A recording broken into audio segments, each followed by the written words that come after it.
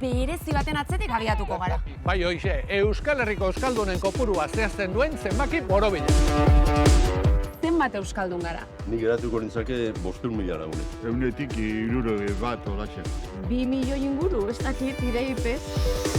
2021 batean behintzat, guztira, 852.119. Euskaldun, Euskal Herri osoan, Euskal 16 Herri urtetik osoan. gora. Eta 16 urtete berrokoi buruzko informazio horiek? 6 urtepetik diren aurren artean, 150 baino gehiago D edo B eredu batean eskolatuak dira. Haurrak dira euskaldunenak, eta euskaldun gutxina berriz zaharrenen artean ditugu. Hau da, zenbait eta gazteago, orduan da euskaldun gehiago. Gazteak direla euskalduntzen gehien bat, irakaskuntzari esker, baina berdenboran pisu gutxiago dute biztanleria orokorrean. Nafarroan ze datu ditugu? Euskalduna gara populazioaren ehuneko 14,14 gutxi. Zuetako zenbaten kasuan da euskara etxeko hizkuntza nagusia. Zenbat euskaldun daude barraiatuta munduan zehar une honetan? Nik esango nuke, 63.000, 65.000 artean egon daiteke. Nik uste dut zenbakiek sorgindu eta liluratu egin gaituztela. Baina gero, lanabez edo planifikaziorako baliabide izan behar duten horiek bilakatu dira mezuaren ardaz.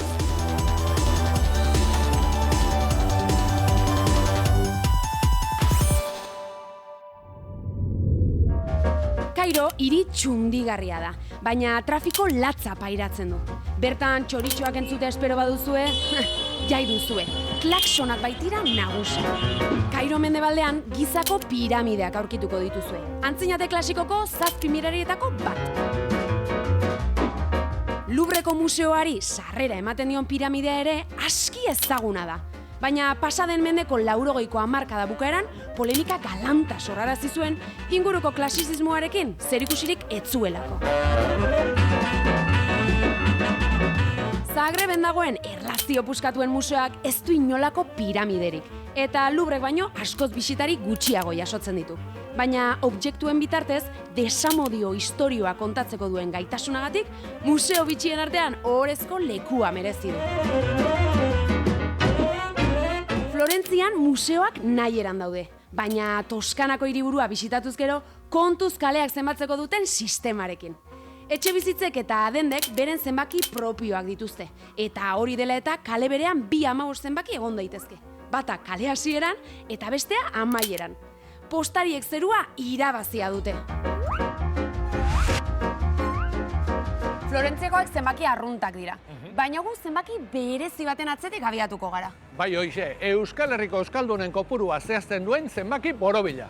Eta horretarako Euskal Autonomia Erkidegoko, Nafarroako eta Iparraldeko datuak bilduko ditugu. Eta datu guzti horiek taula honetan idatziko ditugu, bakar bat ere galdu ez dadin bidean.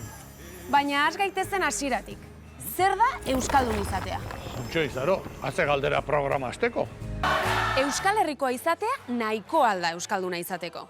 Euskaltzaindiak hala dio, euskalduna euskaraz dakiena da. Euskaraz mintzatzen dena. Jakitea eta mintzatzea ordea ez dira gauza bera. Beraz, denok berdin erabiltzen ote dugu euskaldun hitza. Zure ustez, zer da euskaldun izatea? Alde batetik igual hemen jaixotzia eta bebai hemengo kultura zure zainetan helbetia eta euskaraz hitz egitea bebai. Lo primero que hay que hacer es haber nacido aquí y amar a la patria, por ejemplo. Lotuta dago hemen jaio izanarekin, hemen bizitzearekin, kultura nolabait transmititzearekin, Nik esan gatzen kultura kontua dela. hizkuntzarekin. Baita, ze kanporautera ateratzen garenean eta euskaldun batekin euskaraz egin egunean, herrixen edo moduan sentitzen zea bai. Bebai da, euskaldun berrixa, kanpotik etortzen dienak eta igual gazteleraz edo beste hizkuntza bat hitz egiten dabiena, hori ikasten dabiela hizkuntza eta erabilitzen dabiela. Euskara jakitea, euskaraz itxia. Hizkuntza, euskara jakitea. Hori da. Berdin. Bueno, igual beste leku bateko pertsona batek behar dau maitatu gure kultura eta gure hizkuntza. Eta pertsonari euskalduna litzake. Bai, bueno, izelik, Bertan jaiotako guztiak euskaldunak dira? Zure ustez, hemen jaio izanagatik? Bai, zergatik Bai? ez. Sentir la tierra. sentir la lengua, no el idioma, la lengua. Sentir qué significa todos los ancestros y lo que hay aquí en la esencia de Euskadi, de Euskal Herria. Para mí eso es ser euskaldun. Pentsa dezagun euskalduna dela euskeraz dakiena. Bai? 7 probintziatan 3 milioi pertsona gara. Kasu horretan, zenbat euskaldun gara? Nik geratuko nintzake 500.000 lagunek. 500.000 pertsona. Yo creo que la mitad sí. 100 olatzen. 180 batek. 180. Ez dakit. Jakin gehiengoa bian, baina erabili 170 edolako zerbait esango nauke. Vamos a dejar en la mitad. 2 milioi inguru, ez dakit, ireipez. 3 milioi hoitatik, zenbatek dakite? 2 milioiek. 2 milioiek badakie. 175 erabiltzen duela, edo ez duela erabiltzen? Baietz, esango nauke. Baietz? Baietz. Oso positiboa izan zara. Zeba? Gutxiago direlako. Kike, Josun eta Iñakirekin altzaude. Bai, hementxe gaude errezilen. Tira, ikusi alduzu ez txolopotea daukagun euskaldunen kopuruarekin. Ea, zertxo bait argitzen diguzuen. Bai, saiatuko gara. Ez da, Iñaki eta Josune? Bai, noski. Bueno, ez dakit errezil ez ote den Euskal Herrian metro kuadroko soziolinguista gehien dituen herria. Zoi bia baitza bazaudete. Bai, gu behintzat hemen gaude. Karren ondoan, bai. Josune, zu hizkuntza politikako idazkaritzan, zuzendari bezala jardun izan duzu, hainbat urtetan, orain hezkuntza sailean hizkuntzen arduradun, eta zuk Iñaki euskararen bilakaera soziodemografikoa aztertu duzu, eta orain ueman teknikari. Zenbat gara galderari erantzun nahi diogu. Ez dakit zer datutatik hasi gaitezken, Josune? Datu kuantitatiboei begira behintzat esango nuke baditugula estatistika ofizial batzuk, eta horietako bat inkesta soziolinguistikoa da. Inkesta soziolinguistikoak jasotzen du Euskal Herri guztiko eta 16 urtetik gorako biztanleriaren informazioa. Zenbat garen? Eta inkestaren arabera, 2021 behintzat, guztira 852.119 euskaldun. 852.000 euskaldun, Euskal Herri osoan, 16 urtetik gora. Hori da. Eta datu horiek nola banatzen dira, 3 eremu administratiboetan?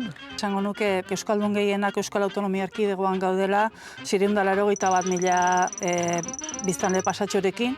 Nafarroan berriz 76.000 pasatxo euskaldun daude, eta iparraldean berriz 51.000 eta 500 inguru. Beraz, 850.000 euskaldun baino gehiago Euskal Herri osoan. Bai, 16 urtetik gora. Hori da. Eta 16 urtetik berako buruzko informazio horiek?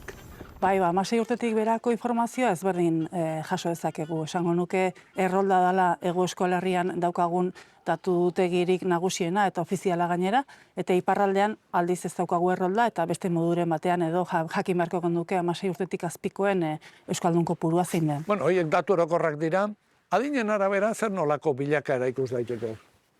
Bueno, adinaren arabera banaketa orain ikusten badegu, nun ditugun euskaldun gehiago, aurrak dira euskaldunenak, eta euskaldun gutxina berriz zarrenen artean ditugu. Hau da, zenbait eta gazteago, orduan da euskaldun gehiago.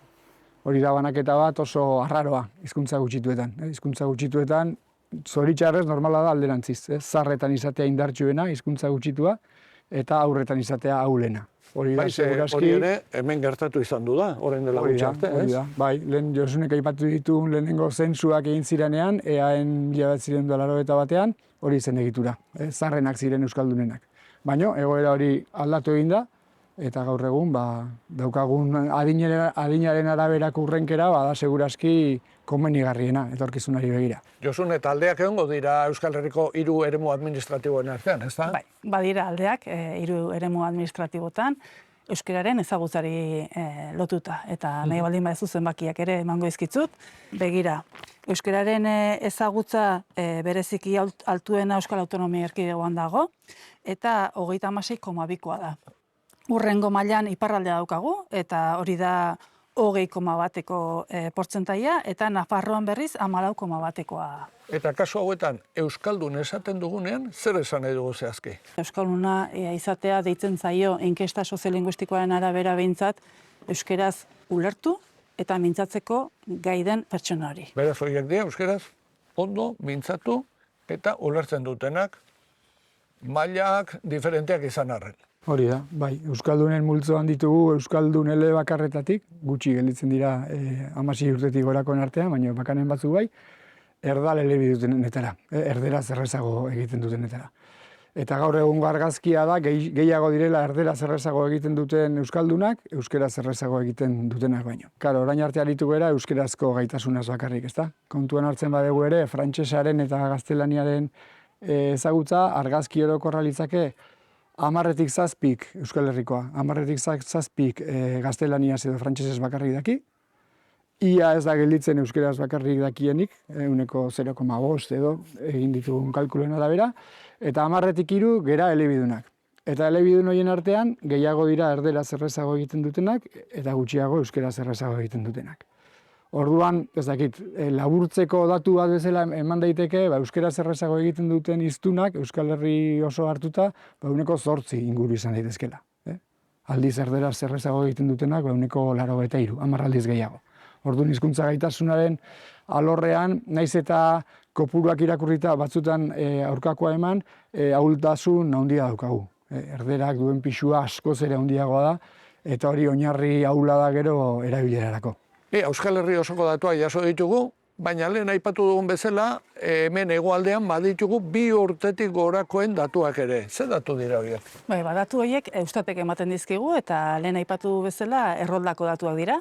Eta 2 urtetik gorako biztanleen informazioa ematen digute eta gure kasuan 2 urtetik gora zenbat euskaldun geran esaten digu. Eta zenbat euskaldun gara, Araba, Bizkaia eta Gipuzkoan? Gure erkidegoan gauden euskaldunak 996.812 gera. Biztanle guztiaren 153. Aha. Beno, baditugu beraz, erkidegoko datuak, Euskal Herri osoko datuak osatzera, Iruñera eta Baionara joango naiz. Eta gero bueltan komentatuko ditugu, bai? Oso ondo. Zuek hemen egon, Bai, primeran, aio! Lekeitioak diskak frogatu zuenez, Mikel Laboak bere hizkuntza propioa zuen. Adibidez, baga biga iga abestian erabiltzen dituen lehenengo amarritzak, sorgine kontatzeko zerabilten modu berezia omen dira. Pum! Tira, Kike, jarraitu zenbakiak biltzen. Olio zopak ikilixalda urro, edan edo klik, ikimilik-ilik-klik. Javi, Euskal Herriko Euskaldunen kopuruaren bila gabiltza inkesta soziolinguistikoko datuak ikusi ditugu, baina horiek ez digute populazio osoaren berririk ematen. Nafarroan ze datu ditugu? Bueno, aipatu duzun bezala, inkesta soziolinguistikoaren arabera, Euskalduna gara populazioaren 14,14 gutxi, eta Euskaldun hartzaileak 10 inguru. Horiek izango lirateke, 76.000 euskaldun, eta badago beste datu interesgarri bat, eta da Nafarroako Estadistika Institutuak emandakoa, 2022ko datuak dira, eta horren arabera, Nafarren 15,1 bagara euskaldunak. Kasu horretan, 3 urtetik gora. 3 urtetik gorako Nafarren artean, hala da. Eta izango ginateke, kopuru zehatzetara eraman da, 100.000 euskaldun eta 75.000 euskaldun hartzaile. Javi, 100.000 esan duzu. Beraz, 100.000ko langa gainditu dugu euskaldunok Nafarroan. Kopuru borobila da. Bai, igoera Nafarro osoan ematen bada ere, batez ere eremu mistoan ematen da. Hau da, Iruñerrian, eta gero, Tafaia, Lizarra, Herriberri, Zangotza, horre urtez urte ikusten dugu, igoera sostengatuak batez ere, eta politak, bai. Ze, eremuen arabera aldeak izango dira, noski? Badaude, oinarrian, dola 20-30 urteko egoera oso ezberdina zen, Euskararen legeak definitzen duen eremu euskaldun horretan, edo besteetan, eremu mistoan edo ez euskaldunean, baina ez da hori arrazoi bakarra, nik uste dut politika publikoek bere garrantzia daukatela, eta urte askoz, urte gehiagiz, eremu mistoan eta batez ere eremu ez euskaldunean, ez da bat ere bultzatu euskara, eta are gehiago, eremu ez euskaldunean, 2015 arte, debekatuta zegoen, ereduan ikastea arlo publikoan, eskola publikoan, eta horrek eragin handia izan du, eta horregatik ikusi dugu, eremu euskaldunean, euskarak beste indar bat zeukala, eta horri esker, ez dio bakarrik eutxi, baizik eta indartu dela urte askoz, eta besteetan gehien bat azken urte hauetan, ari da azten. Kopuruetara joan da, nahi baduzu, eremu euskaldunean, biztanleen 62% dira euskaldunak. Eremu mistoan 13% eta eremu ez euskaldunean euskaldunak oso gutxi dira, 1,5 inguru. Orokorrean hala ere, adinen arabera ere aldatuko dira proportzioak. Bai, adibidez, eremu euskaldunera joanez gero, gazteen artean, 16-24 urte tarte horretan, euskalduna dira 1,86. Orduan, ikusten da hor, unibertsalizaziotik nahiko gertu gaudela, ez? Gero joaten bagara, eremu mistora, euskaldunak... Jende gehiena hemen bizi da, eremu mistora. Bai, duela ja urte batzuk, Nafar euskaldun gehienak eremu mistoan gaude, naiz eta dentsitatea, pues claro, ez izan guk nahiko genuena, ez? Baina gazteen artean, 29% da euskaldun, eremu mistoan, eta herriberan eremu ez euskaldunean, portzentaje hori geratzen da neko 4,5-ean. Esanguratsua da, ez? Konparatzea datu orokorrak gazteen datuekin, eta esperantzarako tartea ematen digu ere bai. Zu Euskara Bideako zuzendaria zara. Zertan ari zarete kopuru hauek hobetzeko, emendatzeko? Bueno, arlo ezberdinetan egiten dugu lan, ez? Alde batetik, naiz eta gure konpetentzia zuzena ez izan, argi dago eskolak ikaragarrizko garrantzia daukala, ez? Eta hor lagundu behar dugu, kanpainak egiten, sentsibilizazio kanpainak, prestigio kanpainak, informazio kanpainak egiten, hor daukagun hutsune handi ez erraldoi bat da, adibidez, pertsona migranteekin, etorkinekin, askotan esaten digute, ez dutela informazio hori jaso, euskararen inguruan, eta badakizu, askotan gaizki ulertuak daude, edo estereotipoetan oinarrituta erabakitzen dute aukera bat edo beste, eta hor informazio asko eman behar zaie, haiek benetan askatasunez erabaki alizateko eta hautatu alizateko. Esan nahi dut, poliki-poliki, baina desagertzen ari da UPNek urte askoz bultzatutako mantra, eta da eskaerarik ez egoela, herriberan, ez? Ja, daramatzagu 15 herri, laizter 16 izanen dira, non D ereduko lerro berri bat ireki den, A ereduko lerro batzuk ireki dira, hori ere existitzen ezen herri batzuetan, hau da, mugimendua badago. Eta beste ze esparrutan ari zarete? Bai, familia transmisioak bere garrantzia izaten jarraitzen du, zalantzari gabe, eta hor, datu positiboak, politak daude, egia esan da, gurasoak euskaldunak direnean, 100%ean ez, baina oso gertu dago, ez, transmisioaren datua, eta hori oso garrantzitsua da, eta nik uste dut, adierazle ona euskararekiko daukagun atxikimenduarena, ez? Eta hirugarren zutabe nagusia izango litzateke helduen euskalduntzarena. Eta pozik gaude, aurten iritsi garelako doakotasunera hasierako mailan, A-batean, eta maximo historikoetan geunden arren, ikaragarri igo delako matrikula. 2024-2025 ikasturtean, 5.500 ikasle eduki genituen Nafarroan euskaltegi publiko edo pribatuetan, eta aurtengo iraileko matrikulan adibidez, A-bat kasuan, igo da 24 inguru. Nire ustez, datu interesgarriak dira.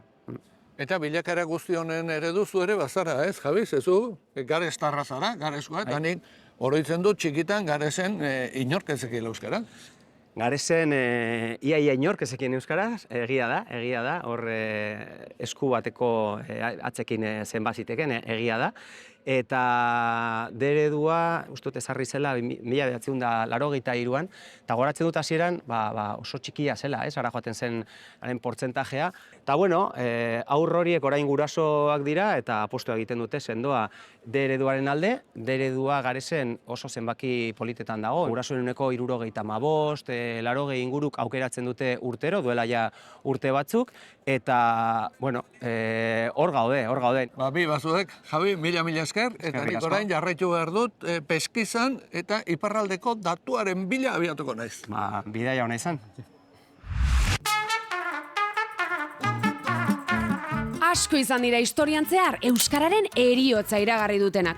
Horietako bat, François Ribéry Hungariarra izan zen. 1877an argitaratu zuen Essai sur la langue basque liburuan, halaxe zioen. Denak, eskuara edo euskararen bere halako heriotza aurre ikustera garamatza. Bada, ondoren ikusiko dugun bezala, ez zuen asmatu.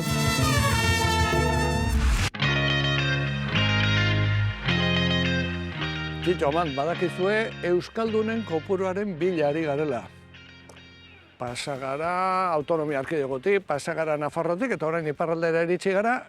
Eta hor badakigu, inkesta soziolinguistikoaren arabera, 51.000 euskaldun, baino gehiago zaretela hemen iparraldean, 16 urtetik gora. Eta 16 urtetik bera? Zer. Zer daukago? Gauza da iparraldean ez dugula gaur egun datu zehatzik gaztetxoei begira, baina aldiz irakaskuntzaren datuak baditugu, aski zohotzak, aski zehatzak. Eta gaur egun, jakin behar da jadenik derrigorrezko irakaskuntza 3 urtetik goiti hasten dela iparraldean. Beraz, 3 eta 16 urte arteko ikasleak aipatuko ditut. Denak bateraturik 54.000 dira. Eta horien artean 15.000 eredu elebidunean edo murgiltzen ari dira. Beraz, euskaraz edo euskara duen irakaskuntza ibilbide batean ari dira. Gauza da 15.000 horien artean oso zaila dela erraitea zenbat euskaldun diren, eta hori neurtzea zehazki, arrazoin desberdinengatik. Hala ere, guk neurtzen dugu edo estimatzen dugu horien artean, 15.000 horien artean, gutxi gora bera erdia euskaldun bezala kontseratzen aldela. Beraz, inkesta soziolinguistikoan 51.000 hiztun gutxi gora bera kontatu ditugu 2021 batean, eta horiei, 7.000 horiek gehituz, gutxi gora bera, 60.000 hiztun ingurura iristen gira. Beraz, esan genezake, iparraldean euskaldunak 60.000 inguru zaretela. Hori da. Badaukagu datua gure taula osatzeko.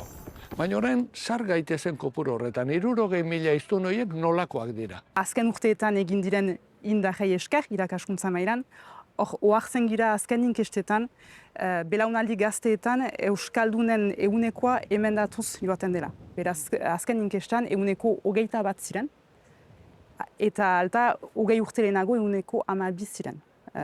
Hori da, 16 beraz. Hori da. Beraz, nahi baduzu, begiratzen bali maitugu datu horiek grafikoki, duela 20 urte olako kurba bat zen, eta gaur egun gehiago U baten itxura hartzen du. Egan nahi baitu, bi estremuetan dira euskaldunen proportzio handienak. Hori bat, gero badakigu gehienak euskaldun behiak direla. Ez dakit noiz arte euskaldun behi bat deitzen diogun euskaldun behi bati, baina ez da haien lehen hizkuntza. Euskara ikasi dute edo eskolan, edo helduen euskalduntzearen bitartez, beraz... Eta normalki frantsesez hobeto moldatuko dira euskaraz baino. Hori da, gehien bat. Eta hor badugu erabilpenaren inguruan erronka bat, segur da. Gure gizartea ere beste lekuetan bezala zahartzen ari da, eta horrek eragin bat du. Beraz, egan dugu hor, gazteak direla euskalduntzen gehien bat, irakaskuntzari esker, baina berdenboran pisu gutxiago dute biztanleria orokorrean. Beraz, hor ematen diren indarrak ere, zinez azkarrak izan behar dira, oreka horren atxemateko. Eta azken ezaugarri soziologiko bat ere, da hemengo gazte hainitz, edo parte bat, egan dezake, izan euskaldunak edo ez, baina parte bat euskaldunak, joaten dira, formatzeko edo lana aurkitzeko, eta horrek ere eragin bat du, beraz, gazte batzu euskalduntzen dira, eta euskaldun behi horiek galtzen dira partez. Hori garrantzitsua da ere azpimarratzen. Eta Txitxo, EPEko zuzendari gisa, zer egin daiteke kopuru horiek emendatzeko, eta hemen amandeke marraztu digun egoera honi buelta bateko. Bai, lehentasunetan eta lehen faktorea onkitzen alduguna eta mugitzen alduguna da irakaskuntza. Hor, azken urteetan gertatzen dena, badugura geldialdi bat.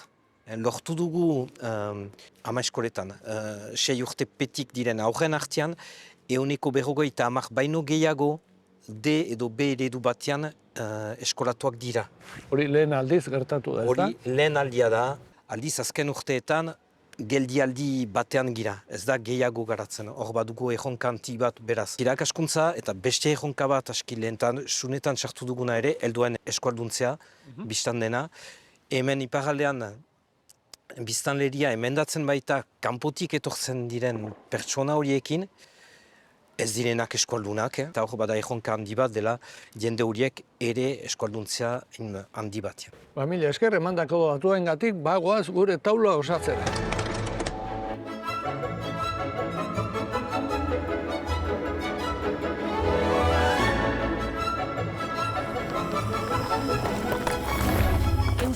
osoko datu eguneratuak ditugu beraz. Hala da, jaso dugun informazioaren arabera, Euskal Autonomia Erkidegoan Euskaldunak 936.812 pertsona gara. Nafarroan esan digutenez han 100.000 Euskaldun daude eta Ipar Euskal Herrian 60.000. Beraz, Euskal Herrian euskaraz dakigunak 1.996.812 gara. Hori da, 1.000.000 baino gehiago. Datu ederra da, Sekulakoa. Ni egia esan ez dute imaginatzen horren beste jende batera, jende asko da. Ez duzula imaginatzen? Ba, begiratu atzera.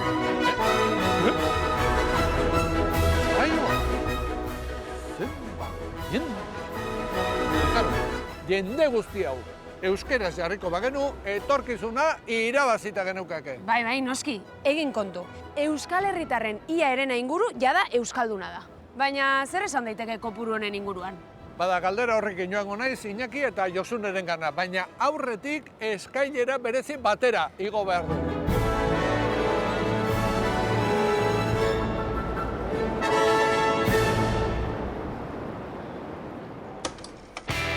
Zer ikusi dute 1897an patentatu ziren eskailera mekanikoek eta euskarak. Ezer gutxi, pentsatuko duzue. Baina Iñaki Jurrebaso ez da zuekin ados egongo. Eskailera mekanikoaren irudia erabili izan duzu gaur egungo gera aipatzeko, zergatik? Bueno, eskailera mekanikoen irudiakin azaldu nahi dena da testuinguruak asko baldintzatzen dula hiztunaren portaera. Eta baditugu testuinguruak, hau adibidez, errezil, ez? Errezil batean euskeraz bizi nahi badezu, testuinguruak lagundu egiten dizu, hortara bultzatzen zaitu. Ez? Orduan eskailera mekanikoa dijoa, joan behar duen bezala, goraka. Baina Euskal Herri gehienean gaur egun, zoritxarrez, eskailera mekanikoa dator kontra. Testuinguruak eramaten zaitu atzeraz. Eta horrela bizi da 10 herritarretatik 9. Herritar gehienak bizi dira, erdera oso nagusi edo oso nagusi den testuinguruetan, eta hori da badaukagun muga handi bat, eta kontuan hartu behar deguna. Naiz eta Euskaldunen kopurua handitu egin den. Bai, noski, lehen Iñakik esan digu, Euskaldunen kopurua handitzen ari dela, eta gainera beheko adintartetan ari gerala ezagutzen kopuruaren handitzea, ez? Hori bereziki hezkuntzak eta orokorrean gizarteak induen ahalegin handiari esker da, eta horren ondorioz, azken 3 edo 10 hamarkadetan, esango nuke, badaukagula nolabait Euskaldunen kopuruaren handitze bat.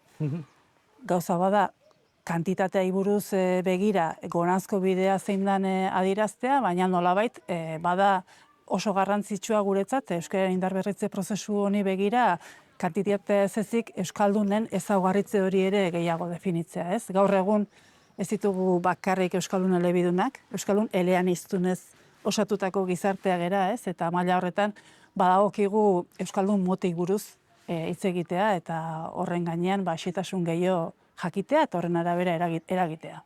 Zer nolako euskalduna ditugun hobeto jakiteko, Donostiako magisteritza eskolara jo dugu. Zein da egungo gazteen hizkuntza tipologia? Hori bera galdetzera etorri gara Donostiako irakasle eskolara.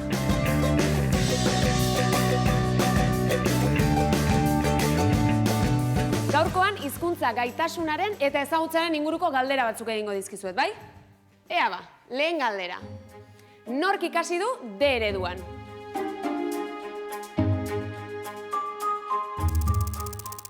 Kasi guztiok. 5 pertsona zerate D ereduan ikasi ez duzuenok. Zuetako zenbaten kasuan da euskara etxeko hizkuntza nagusia?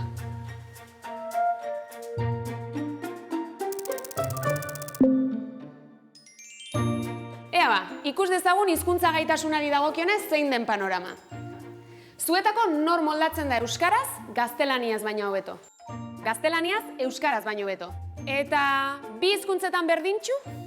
Lehen galdera, nor moldatzen da euskaraz, gaztelaniaz baino hobeto.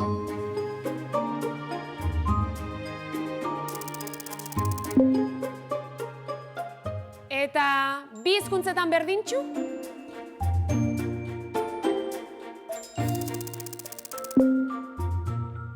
Gaztelaniaz, euskaraz baino hobeto.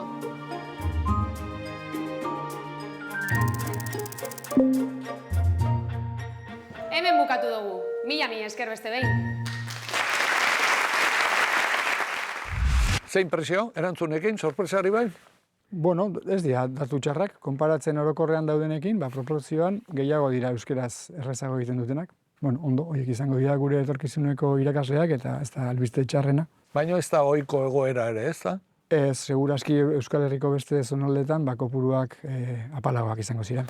Askotan aipatu izan da ere ezagutzatik erabilerara dagoen aldea.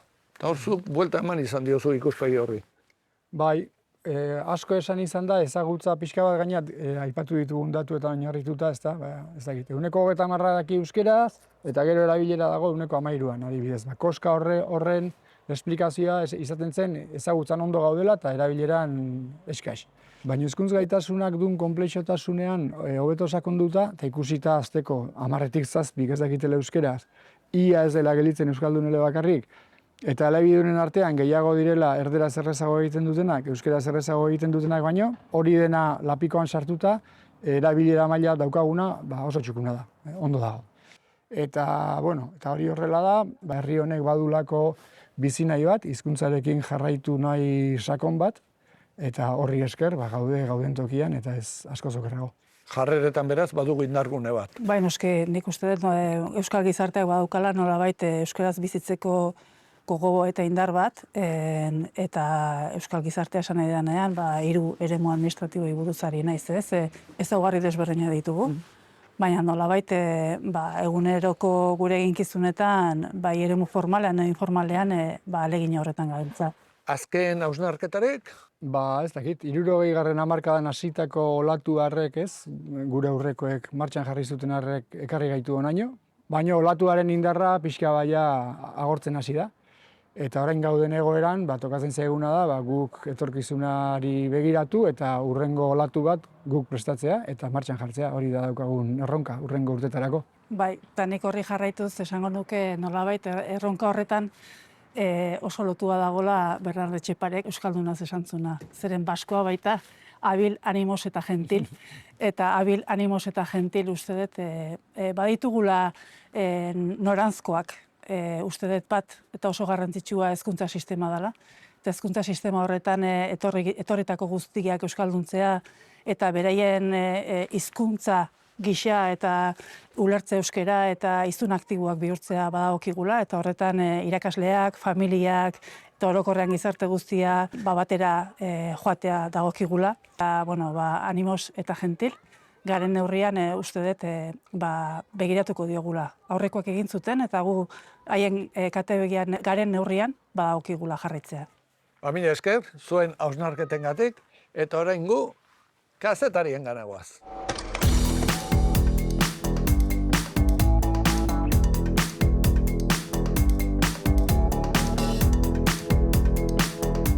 Arantxa, Nerea eta Oiana. Hiztun kopuruari dagokionez, zer balorazio egiten duzue? Hiztunak ulertzen lagundu digula.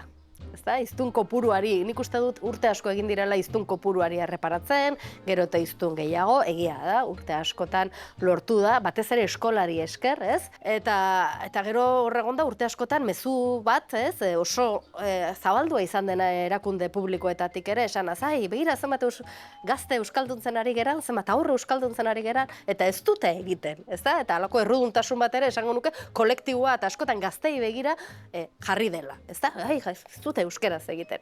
Eta Iñaki Urrebasok bere eskailera mekanikoekin lagundu digu ulertzen hiztun izateako, hiztun aktiboa izateko, hiztun osoa izateko, aldeko ezaugarri asko behar direla. Euskera jakite hutsa ez dela aski euskeraz aritzeko. Eta zeintzuk lirateke kasunetan kontrako faktore horiek? Asko. Erdal itxaso batean bizi gera, euskaldun gehienok, ez? Eta esango nuke gainera pantailen munduarekin eta pantailen ugaritasunarekin eta horiekiko daukagun mendekotasunarekin horiek ugaritu ere egin direla, ez? Askotan oharkabean, ez? Inpage Euskalegiko egoera aipatuko dut, hori da gehien ezagutzen dudana eta garai batean argizen batzuentzat eskola elebidunek, eskola publiko eta pribatu elebidunek ez zutela osoki euskalduntzen, baina gaur egun, eta agian pixka bat delikatua da hori esatea, baina uste dut mugiltze ereduak ere zaitasunak dituela hiztun osoak ekoizteko, eta jiki bada jende bat pasatu dena mugiltze eredutik, basoa pasatu duena, joan dena kanpora ikastera, bazakit 3, 4, 5, 6 urtez, itzultzen dena Euskal Herrira eta ja ez dena gai euskaraz hitz egiteko. Eta hiztun horiek kontatzen dira euskaldunak bezala, euskal hiztunak bezala, baina gero errealitatean ez dira hala. Nik uste dut zenbakiek sorgindu eta liluratu egin gaituztela, osea, kopuruek zoratu egin gaituzte.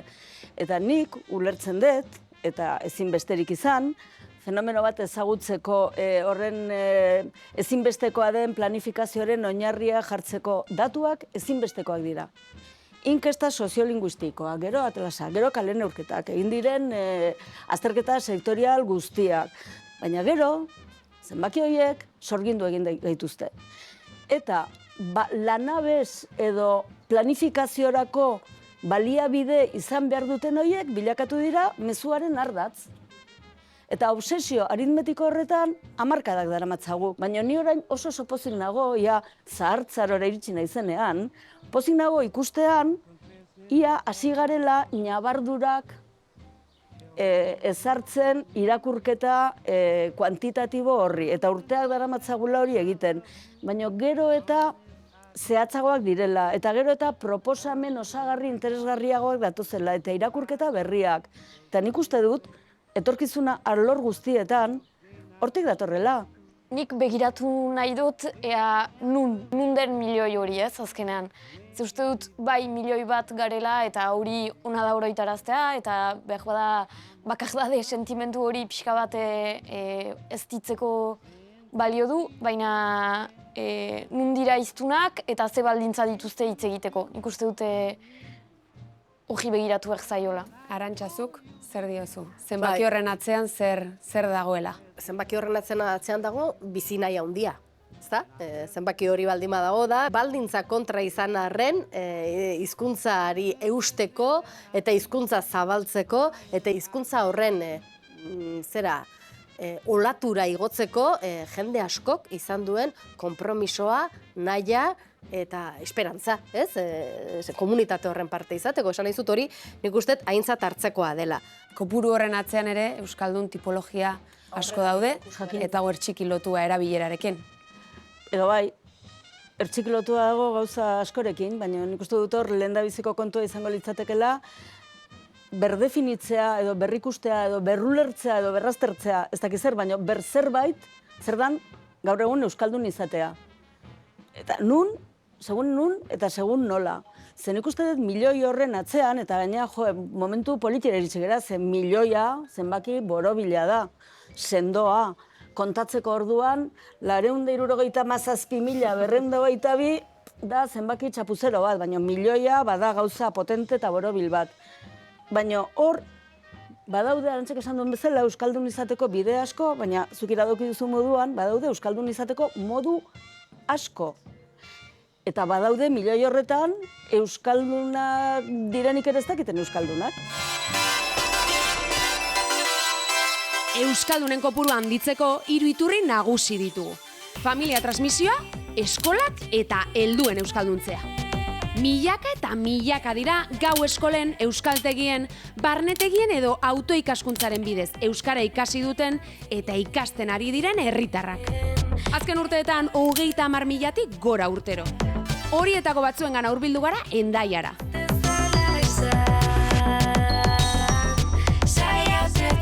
Luna, Lol, Luisa eta Virgel. Zuek iparraldean euskara ikasten ari zarete. Bai. Zu Luna adibidez nongoa zara? Hendaiakoan. Euskara ikasten ari naiz lana aurkitzeko. Irakasle izan nahi dut eta gerokoan ikastola batean lan egin nahi dut. Zure kasuan, Lol?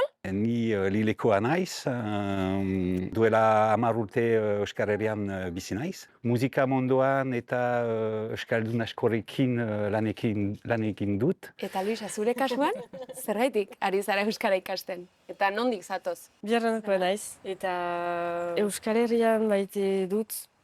Eta Nire ustez, biziki importantea dela euskaraz mintzatzea, ezagutzea, entzutea, eta bar. Nire alabarrekin beti euskaraz mintzatzen dut, eta...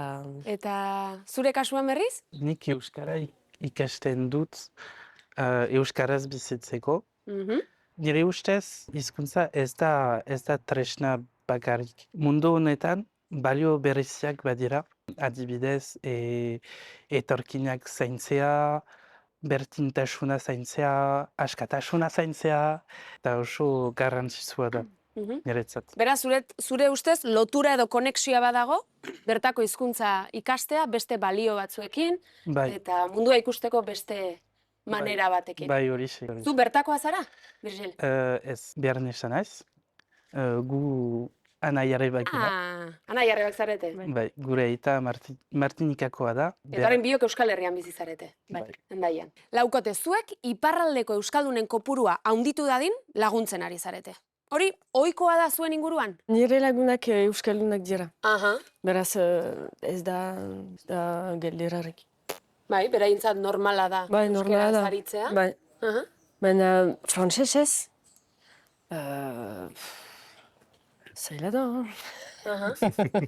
Euskara zergatik, Frantzian izanen gara, eta bai. Bai, non eta norekin erabiltzen duzu euskara? Elkarteak musika ikastolak. Jende pixka bat mitzatzen. Jende konkretu, pertsona konkretu batzuekin. Bai, hitz egiten euskara. Nik hitz egiten dut lankide batzuekin. Non egiten duzu lana, Virgil? Andaiako liceoan.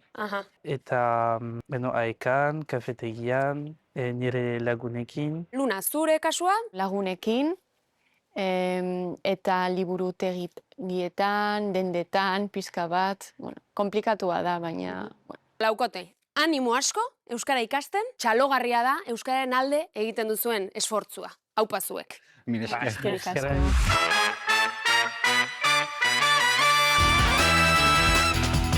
Euskal Herrian bizi diren euskaldunen kopurua lortu dugu. Baina zer gertatzen da Euskal Herritik kanpo bizi diren euskaldunekin? Datu zehatzik ez dago, baina zehatz mehatz ez bada ere, datura hurbiltzen saiatuko gara. Eta horretarako Etxepare Euskal Institutora etorri gara. Etxepare 2010 urtean jaiotako erakundea da. Euskal kultura eta sorkuntza ezagutzera ematen ditu nazioarte maila.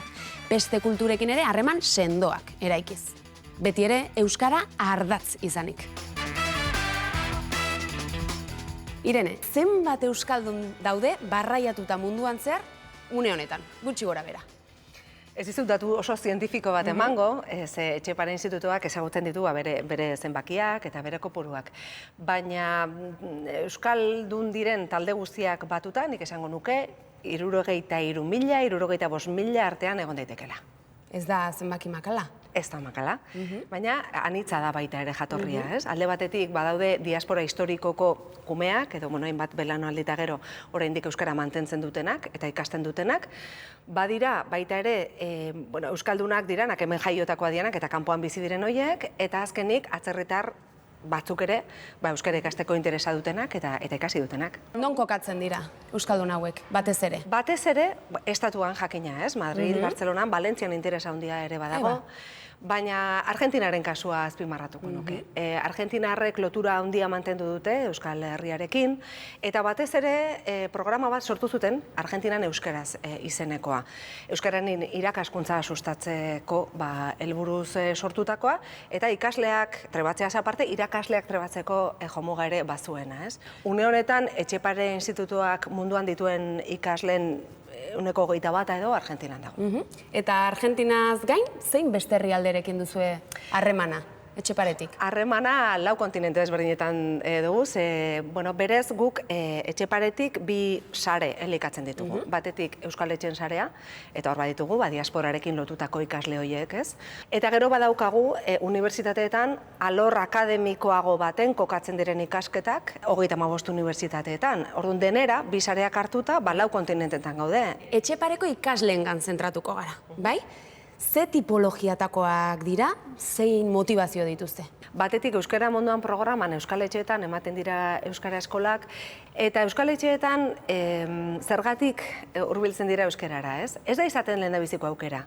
Normalki kulturaren transmisioa euskal etxeetan munduan musikaren bidez egiten da, edo pilotaren bidez, edo musaren bidez, baina egia da horietako batzuk azkenean gehiago jakin nahi dute. Eta lotura horretan sakondu nahi dute, eta horrek eramaten ditu nahi eta ez euskarara, ez? Unibertsitateetan zen diren arrazoiak oso desberdina da, ez? Unibertsitateetan euskarara hurbiltzen diren horiek askotan kulturak ekartzen ditu baita ere, jakin min bat dutelako, badakitelako hemen badagoela herri bat bere nortasun berezia duena eta hori erakargarria da. Baina hurbiltzen dira batez ere hizkuntzalaritzan interesa dutelako, hizkuntzetan interesa dutelako eta normalki badutelako aurretik ere harremana, ikasketak ere bai horren ingurukoak. Eta unibertsitateko euskara eskolei dagokienez, irakasleek zein profil dute? Batetik, hemendik Euskal Herritik kanpora doazen irakasleak badaude, irakurle deitzen diegu irakasle horiei, eta normalki joan etorriko bidaiak izaten dira, ez dira bertan gelditzen, baina zenbait kasutan bertako jendea da. Eta askotan badira, euren herrialdean edo beste baten lanean ari direnak, ez? Esate baterako. Une honetan Argentinan Begoña Muñiz dugu irakasle, bera Argentinan jaioa da, bertan eta hemen barnetegietan eta euskara ikasi duena da. Baina badaukagu Roberto Dañino, italiarra dena, bertan ikasi zuena, eta Frankfurten ari dena euskara irakasten. Adibidez, Japonian, Hiromi Yoshida bezalako ikasle zanagero irakasle itzultzaile ere badena, eta euskarazko literatura euskaratik japonirara ekartzen duena. Adibidez, Finlandian aritu den ikertzaile bat, kasu honetan Zubiroari buruzko ikerketa bat egin duena, eta halako batean Etxeparek aukera eukidunean Kolonbiako kongresu batean ekarpen bat egiteko, haren bitartez egin dugu, eta Karlei Karinen ikertzaile hau eraman dugu gara Zubirari buruzko azalpenak ematera, hori ere esango nuke bitxia dela, edo oso ondo ezagutzen duzuen Dylan English. Dylanek bere kasa ikasi zuen, multzo hori ere bada, bere kasa, edo beste irakasle sare baten bitartez, edo autoikaskuntzaren bitartez ikasi dutenak. Eta azkenean, Etxeparekin bat eginda amaitu dutenak, ez? Betu gure Dylan, Edinburgon dabil irakasle. Eta Irene, 3 multzo aipatu dituzu atzerrian euskara ikasten duten horien artean. Unibertsitatean ikasten dutenak, euskal etxeetan eta beraien kabuz ikasten dutenak. Kopururen bat emateko gai izango zeinak zenbat pertsona dauden atzerrian euskara ikasten? Edo urtero zenbatek ikasten duten? Nik usten dut, urtero 5.000 inguru, 4.000, 5.000 inguru izango direla.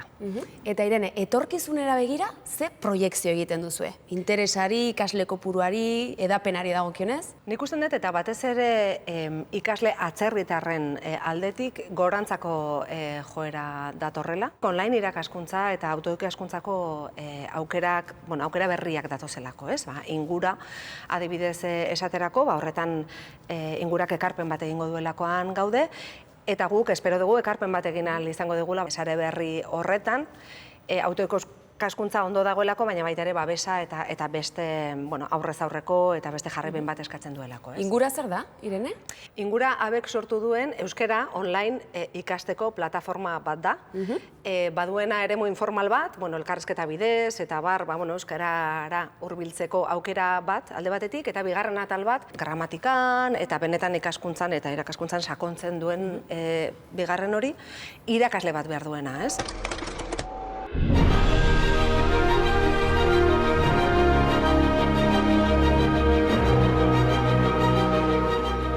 Izaro, horratzean dauden guztiak zure familiakoak aldira. Baizera, Kike. Gainera, ustunan zu zinela familia ugariaren txartela zuena. Baina kopuru polita bildu dugu saioari amaiera emateko, ezta? Euskarak duen hiztun adina. Izan ere gaurko saioan ikusi dugun bezala, kopuruak ere garrantzitsuak dira hizkuntza komunitateen garapenari eta biziraupenari begira. Hori da, eta pozgarria da euskarak 1.000.000 bateko langa gainditu izana. Baina dena ez dira kopuruak. Izan ere, 1.000.000 bat izateak ezer gutxi balioko luke, inork egingo ez balu. Edo euskeraz egingo genukenak oso gutxi izango bagina. Horregatik garrantzitsua da gero eta gehiago izan gaitezen, euskaraz gero eta gehiago arituko garenak. Eta gure komunitatean jatorri, ezagutza maila eta bizitoki guztietako hizkeren kolorei lekua egitea. Datorren astean gehiago, bien bitartean, ondo izan eta hobeto bizi!